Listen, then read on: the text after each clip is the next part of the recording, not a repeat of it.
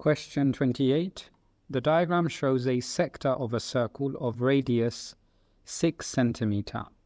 So we've got a circle here, a sector. This is a sector, and this is the radius 6 centimeters. Angle AOC is 90 degrees. So that box tells me it's 90 degrees. I'm going to write here 90 degrees as well, just so it's in one place. Work out the length of arc ABC. Give your answer to one decimal place. So work out the length of ABC. ABC is this part here, all of this part here. Okay, so what are the steps? So step 1, I need to remember this arc. So this is a remember arc formula. And then I have to use my formula, step 2, use formula.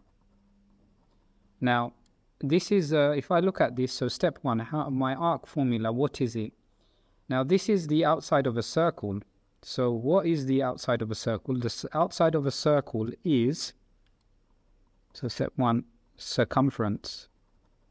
Circumference. Now, what is the formula for this? Okay. The formula for this, I can look at my formula sheet. My formula sheet tells me circumference of a circle is 2 pi r or pi d. So I'm going to use 2 pi r. 2 pi r. Now, if I think about this, a whole circle has 360 degrees. So for an arc, the whole circle has 360 degrees, so that's my denominator. And my top part is a number. So this is my theta, which is the angle. And then I have 2 pi r. So this is my angle divided by 360 times by 2 pi r. So I've done my step 1. I've remembered my formula, or if I didn't remember, I've worked it out. So I've used the circumference, and using that, I've worked it out. It helps me remember the arc. Now, step 2 is to use the formula. So now, what's my angle? If I look at my angle, I'm looking at this angle here. So this angle is nearly a full circle, take away 90 degrees. That gives me 270 degrees.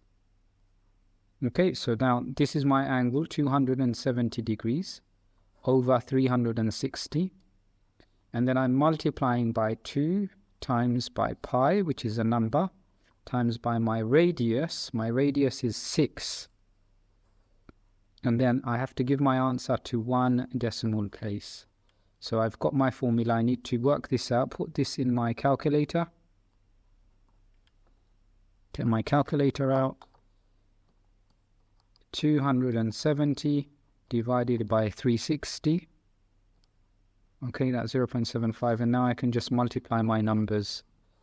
270 divided by 360, let me put it in brackets, times by 2 times by pi. So press the shift button here at the top, and then the pi button is at the bottom. You can see above, power of 10 pi. So times by pi times by 6. That gives me 28.274.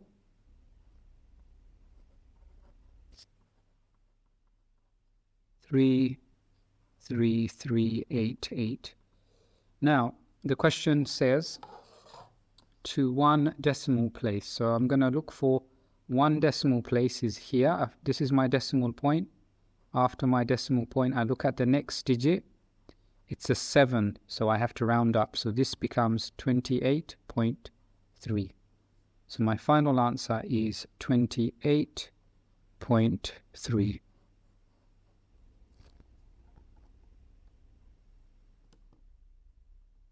So just to kind of look at it, step 1, get my formula, and then step 2, fill in my formula to get the answer.